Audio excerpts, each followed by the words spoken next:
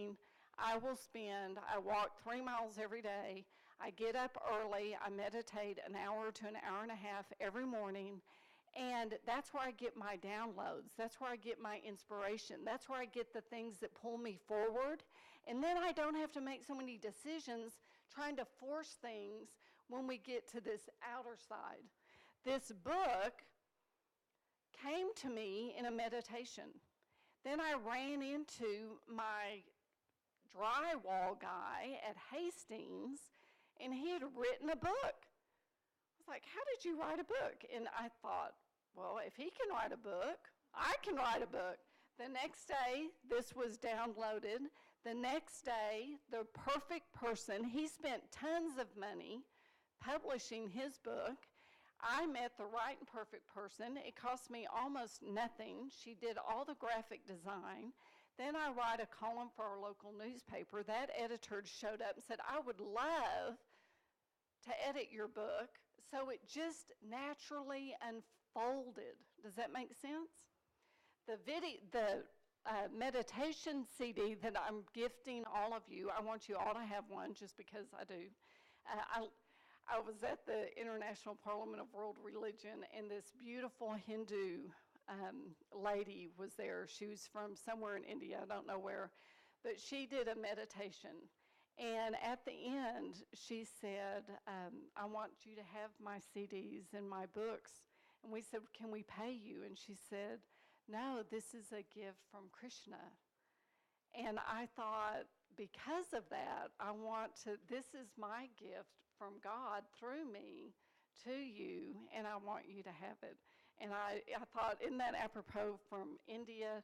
And here I'm in India, and I can reciprocate. Okay, so then you want to do the action. So the next part is your environment. So your inner environment, this is where you really maintain your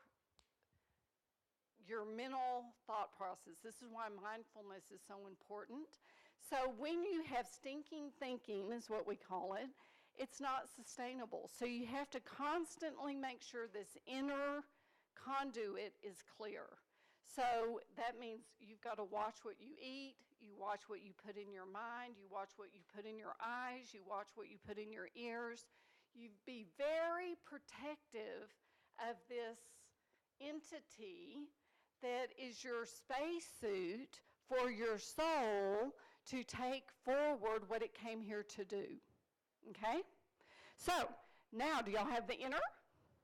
All right, now, what does that look like outside when you're starting a business? The number one thing that I see that people do not do, especially in small business, that big business spends hundreds of thousands of dollars to do right off the bat, is they don't understand the spirit.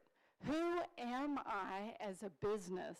So the first thing you want to do is understand who you are as this entity. So that would be branding. So this will save you tons of money and time. I do a program called Branding with Archetypes. So I actually do assessments on people. I brand them. Since y'all are in this class, if you want to take an assessment, I can send you the email, and I'll give you an hour session with me, and I'll go over your essence of who you are. This tells you what your soul's contract is. It also will tell you kind of your ideal client, what your brand would be. For example, I'm an alchemist, but I show up as a jester. So everything I do is transformative, but I have to have fun doing it or I'm not going to do it. Now, I spent $5,000 on a website for a graphic designer to design my website. It was beautiful, but when I looked at it, it was not me. It was like, yes, it was horrible. But everyone was like, oh, it's beautiful. But I spent all that money. I had business cards, all that. I never passed them out because I was embarrassed. I didn't want anyone to go to my website. So then I had to brand myself, And now I love my website. I love my brand. I pass it out everywhere. I'm in alignment. So the next step is from your branding, you want to know, what problem do I solve? So whatever your product and service is, it's called, we're going to talk about your niche. What problem do you solve, and who do you serve? Now, most people in a small business, their biggest fear is, oh my God, I've got to serve everybody because I'm so desperate. I've got to have the money, and I can't not have her, and I better take her as a client. I'll take her as a client. And what happens is, when you're desperate like that and you don't know who your ideal client is, you're going to take on clients that will suck you dry. And they will turn you away from your business. You'll go, oh, I don't want to do this if I have to work with people like her. You are in business for yourself because you want control.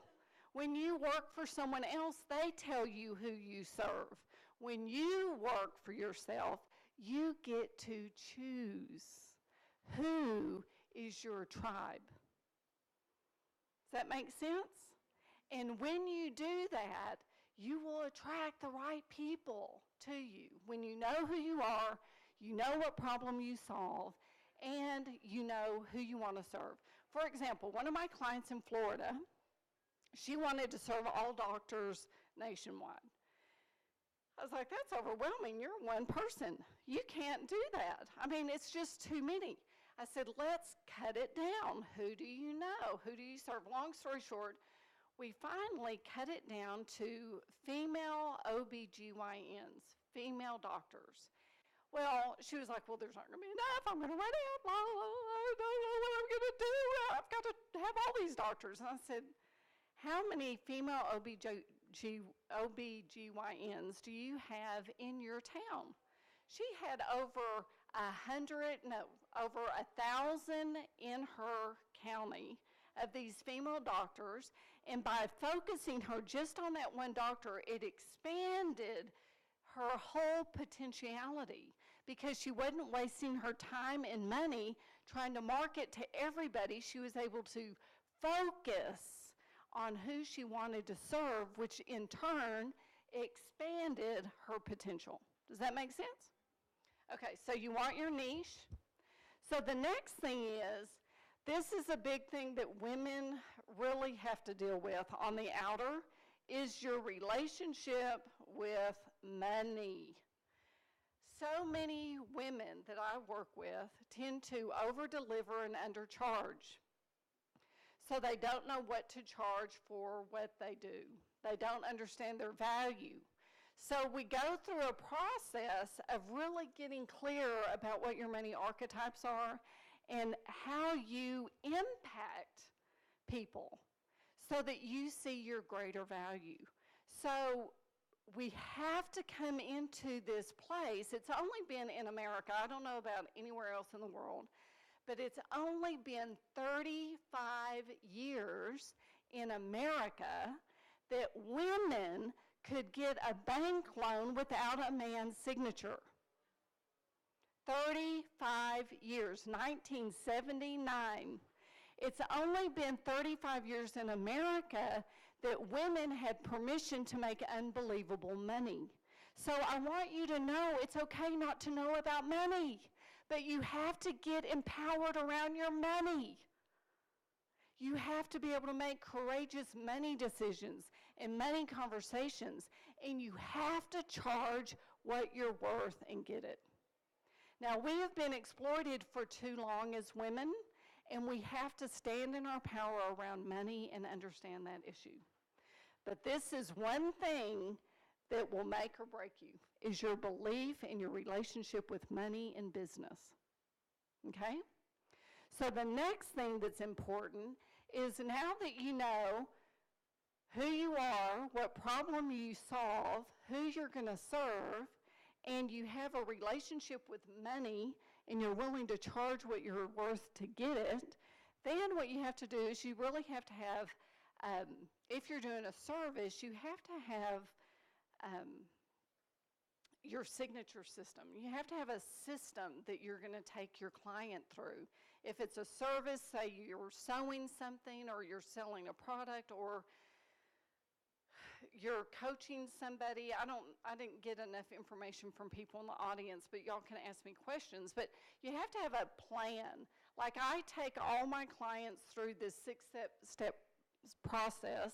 Each one can be its own product, but they can go through the whole thing or they can just go through part of the thing, but it's all a system. And systems liberate you. If you're the custom queen, you're going to be exhausted. So you have to have a system and a plan of action. So you make a decision of what you're going to do and how you're going to deliver. Does that make sense? So this is deliver plan.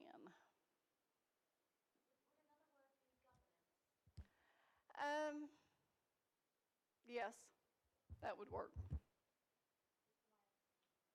Govern. All right. So then, once you decide how you're going to run your business, then you have to take action. Now, a lot of us stay in this decision, and they wait for the perfect thing. Everything's got to be perfect. It's got to be all my T's are crossed, all this. You'll never go anywhere. You have to be willing to take imperfect action. Imperfect action. You only fail upwards to success. No one gets to step off the elevator.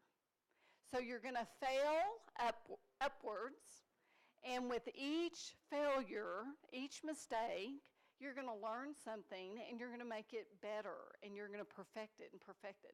But you have to be willing to take imperfect action, so you want your action plan.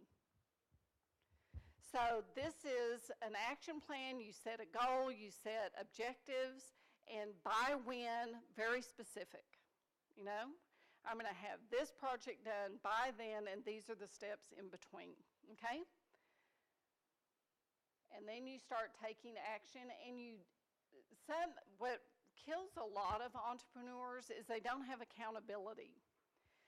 You really, if you're used to working in corporate America, and a lot of the people I work with work for someone else, and then they want to move into entrepreneurship, and I really don't let them quit their real job until they're making that money, because we don't know how to manage our time. Because we think, we have all this time now, so we end up doing not much. You have to hold yourself accountable with a calendar, and if you can't do that, you need to find a mentor or someone that will hold you to the fire until you get into a system to where you're self-accountable, okay?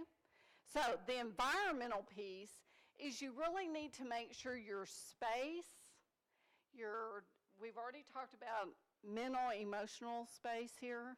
You've got to make sure your space is authentic to you. And you